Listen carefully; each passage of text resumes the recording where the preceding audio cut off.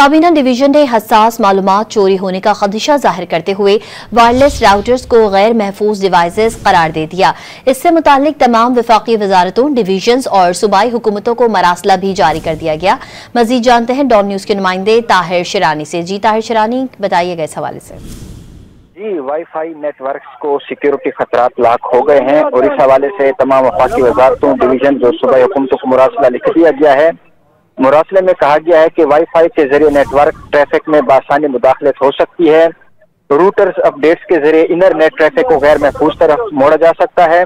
Wifi networks के जरिए directories और फाइल्स को बासानी शेयर किया जा सकता है और मुरासले में वाईफाई और वायरलेस नेटवर्क्स को महफूज बनाने के लिए मुख्तलिफ इक़दाम तजवीज़ किए गए हैं।